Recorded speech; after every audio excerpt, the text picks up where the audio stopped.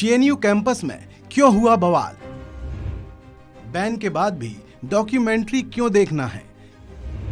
क्यों नहीं मानते जेएनयू के छात्र? ये सारे सवाल उठना जायज है कि आखिर क्या वजह है जो जेएनयू के छात्र हैं जो आखिर मानते ही नहीं। क्यों देश के इतने बड़े संस्थान के छात्र गुटों में टकराव सामने आता रहता है?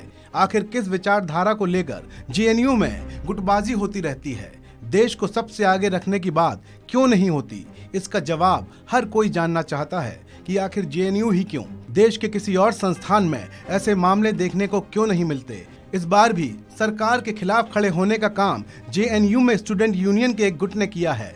जिस बीबीसी की डॉक्यूमेंट्री को भारत सरकार ने ही बैन करवा दिया हो, उसे देखना इतना जरूरी क्यों है? बीबीसी की डॉक्यूमेंट्री पर यह आदेश आईटी रूल्स 2021 की आपात शक्तियों के तहत दिया गया है। ये डॉक्यूमेंट्री गुजरात दंगा 2002 पर आधारित है। इस वायरल हो रहे वीडियो को पीएम मोदी के खिलाफ प्रोपेगेंडा बताया जा रहा है। सरकार डॉक्यूमेंट्री को देश के प्रधानमंत्री के खिलाफ मान रही है तो जेएनयू के छात्र इसे देखने के लिए बेताब बैठे हैं। तारीख तय हुई थी 24 जनवरी की और दिन था मंगलवार का, जब वक्त रात के 9 बजे का दिया गया था। जेएनयू के सभी छात्र एक जगह धीरे धीरे करके जुट रहे थे। जेएनयू के स्टूडेंट यूनियन ने सारा प्लान बनाया था, लेकिन इस प्लान पर पानी फेर दिया जेएनयू में हुए ब्लैकआउट ने। कैंपस में रात 8:30 बजे से ही बत्ती गुल हो गई, क्योंकि जेएनयू प्रशासन की तरफ से डॉक्यूमेंट्री की स्क्रीनिंग न करवाने के आदेश जारी किए गए थे। प्रशासन की सख्त हिदायत थी कि आदेश के बाद भी अगर इसकी स्क्रीनिंग हुई तो कड़ी कार्रवाई की जाएगी। कैंपस में हुए ब्लैकआउट ने थोड़ी देर तो छात्रों को रोक लिया, लेकिन टेक्नोलॉजी के इस जमाने में छात्र कहाँ मानने वाले थे।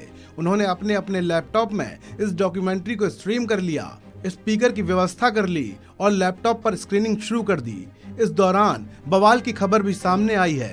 बताया जा रहा है कि छात्रों के दूसरे गुट ने स्क्रीनिंग कर रहे छात्रों पर पत्थरबाजी भी की है। कुछ छात्रों को हिरासत में लिया गया है। दोनों गुटों के बीच नौबत हाथापाई तक पहुंच गई थी।